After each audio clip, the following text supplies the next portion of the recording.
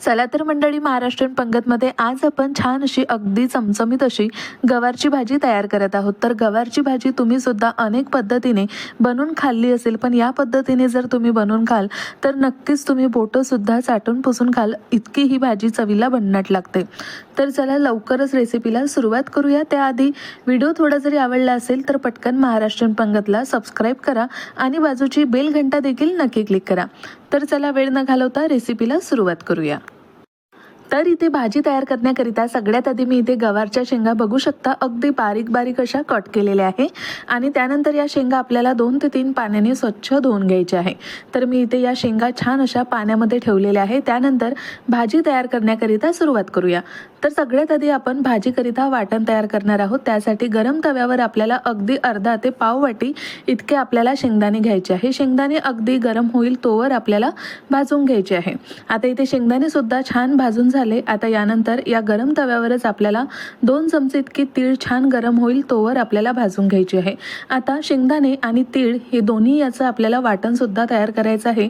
दोन्ही वाटण तयार करत असताना यामध्ये अजिबात पाणी टाकायचं नाही आणि 5 ते 6 हिरव्या मिरच्या घालून मी इथे मिक्सरमधून याचे वाटण तयार करून घेणार आहे। आता फोडणीकरिता इथे सगळ्यात आधी तेल छान गरम करून घेतलं, त्यामध्ये आपल्याला जिरं घालायचं आहे। जिरं सुद्धा छान असं फुललेलं आहे। त्यानंतर यामध्ये आपल्याला अगदी थोडाफार आपल्याला कांदा यामध्ये टाकायचा आहे। कांदा सुद्धा अगदी छान आपल्याला बारीक कट करून घ्यायचा आहे आणि कांदा टाकून तो अगदी हलकासा आपल्याला यामध्ये परतून घ्यायचा आहे। तर बघू शकता कांदा सुद्धा मी इथे यामध्ये छान टाकलेला आहे आणि कांदा हलकासा आपण परतून घेऊयात। आता इथे कांदा हलकासा परतून झाल्यानंतर जे आपण इथे वाटण तयार केलेलं होतं ते सुद्धा यामध्ये आपण टाकणार आहोत। तर मी इथे वाटणामध्ये अगदी 5 ते 6 हिरव्या मिरच्या छान अशा यामध्ये बारीक केलेल्या आहे। तर अशा पद्धतीने हे वाटण यामध्ये आपण मिक्स करून घेणार आहोत। आता इथे वाटण सुद्धा छान मिक्स झालेलं आहे। यामध्ये आता एक छान बारीक कट केलेला टोमॅटो सुद्धा यामध्ये टाकून आपण छान असा एकजीव करून घेऊयात। तर इथे टोमॅटो सुद्धा छान असा मिक्स केला। त्यानंतर यामध्ये आपल्याला 1 ते अर्धा चमचा इतकं आलं लसूणची पेस्ट सुद्धा यामध्ये छान अशी मिक्स करून घ्यायची आहे। यासोबतच कढीपत्ता सुद्धा आपल्याला यामध्ये छान असा शिजवून घ्यायचा आहे।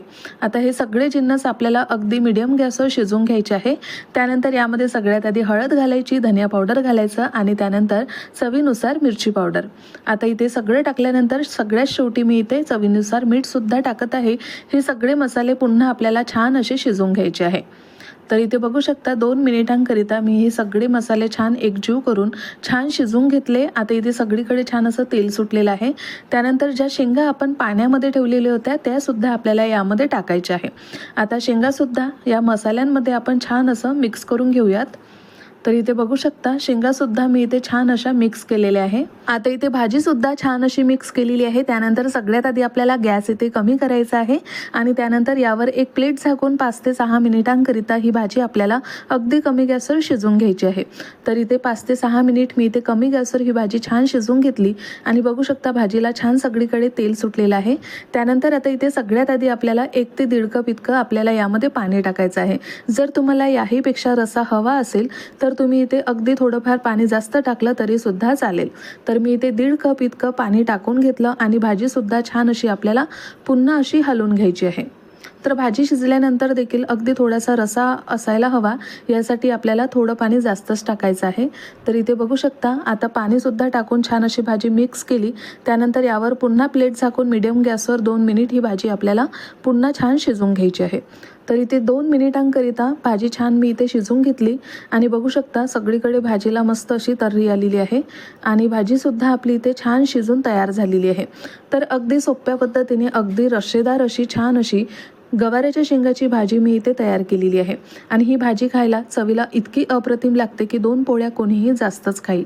तर बघू शकता अगदी रश्शेदार आणि चमचमीत अशी गवारच्या शेंगाची भाजी बनून तयार झालेली आहे। तर तुम्हाला ही भाजीची रेसिपी कशी वाटली ती मला नक्की कमेंट करून सांगा। आवडल्यास लाईक करा, शेअर करा आणि महत्त्वाचं म्हणजे महाराष्ट्रीयन पंगतला सबस्क्राईब करायला विसरू नका। भेटूया पुन्हा अशाच एका छान नवीन रेसिपीसोबत।